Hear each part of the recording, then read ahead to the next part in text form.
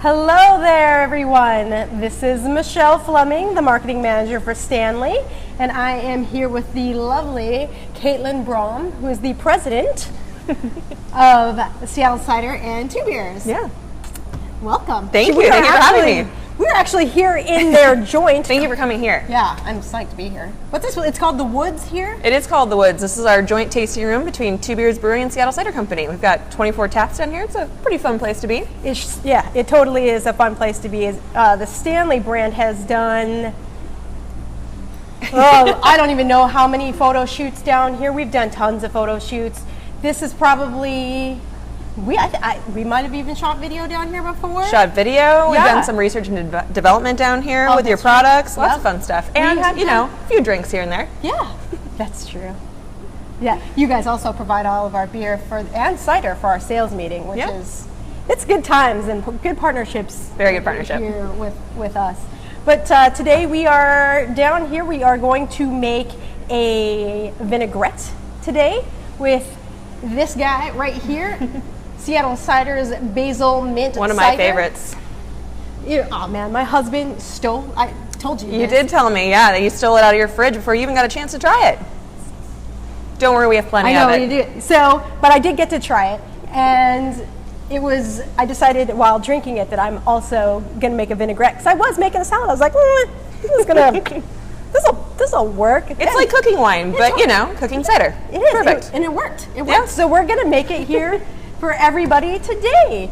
So I think we'll get started. Jump in. And I'm just going to continue making some stuff, and we'll continue talking about. That sounds great. Let me know if I can help. Okay, that sounds. Or if you need a drink, I can do that too. Oh, that's okay. I might. Okay, so the vinaigrette is, like I said, the Basil Mint hard cider.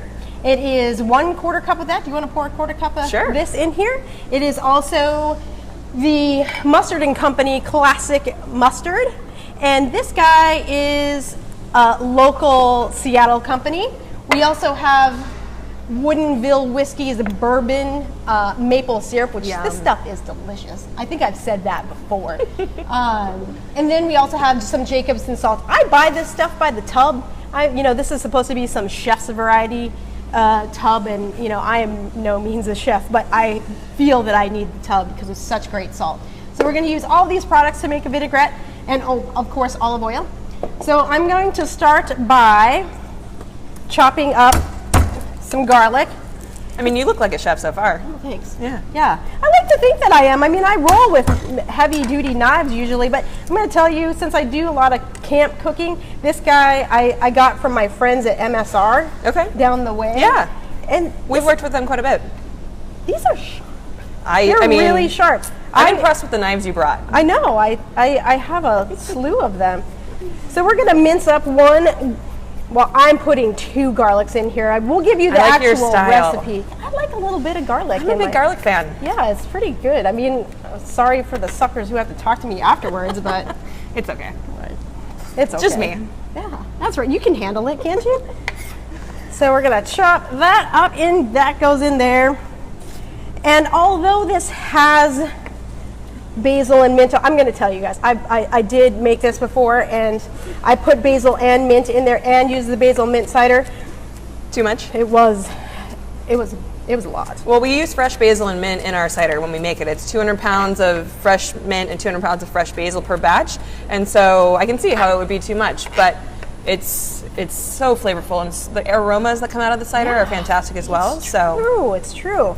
But that's the nice part. If you can't find basil mint cider, you could always use our dry and then just add fresh basil and mint. Yes, that's true. And the other thing here too is that if you don't want to be all fancy like me and cut up some basil, just use that guy here because it's got plenty of it, but I'm going to add a little bit extra. So this is about a teaspoon of minced basil. And then we are going to put a tablespoon, gigantic tablespoon. I'm very impressed with all your stuff you brought. I know. I am a gadget person, no lie. I'm going to need to come over to your kitchen. Well, that's how I got to working for Stanley, because we got so many flipping gadgets and like things to make stuff with, and I'm just like, yay, gadgets everywhere.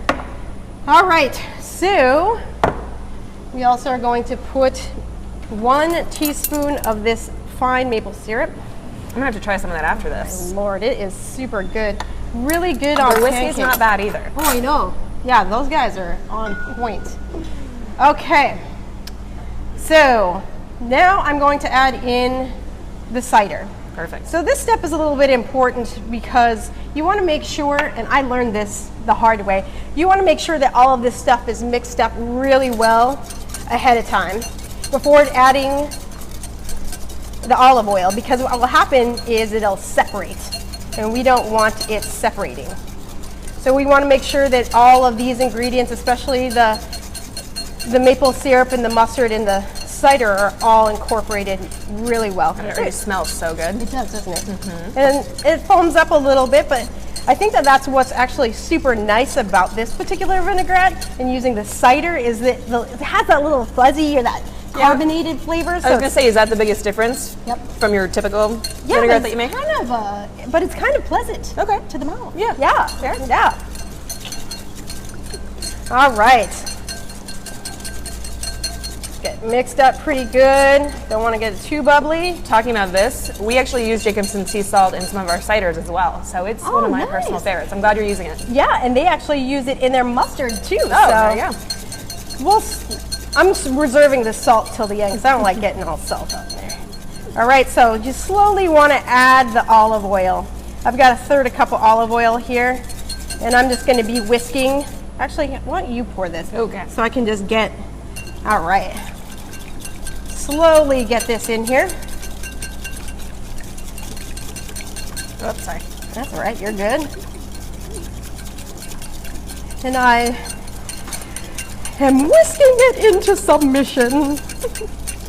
I feel like that was just Julia Childs right there. It was good. It was so bad. Well, while you're doing that, have you found your favorite Seattle cider yet? Like, is there one that you prefer? You know, I actually really like the hard cider. That's just like the dry? Yeah, that's probably my favorite. I'm a dry, crispy wine drinker as well, and then I think that that's my favorite. Although I did try the berry cider recently. Oh, it's like rosé in a can. Dude. It's so good. Perfect for camping. But I understand that you guys also have a rosé cider. We do, yeah. Is that true? Part of our harvest series is we have a wine sap rosé and a Gravenstein rosé cider. So 2 of them. And then those get actually aged in wine barrels for 6 months after we press them. So they are amazing and delicious and definitely have that kind of wine characteristic to them. But then if you're looking for an option to go camping or on the boat, the berry is a perfect substitute as well to have a can of. Ooh. Yeah, but I like that you like the dry. It's one of my favorites too. It is. It's Anytime a good I one. walk into the tasting room, the bartenders already have a dry poured for me. It's my go-to. So. Nice. Yeah.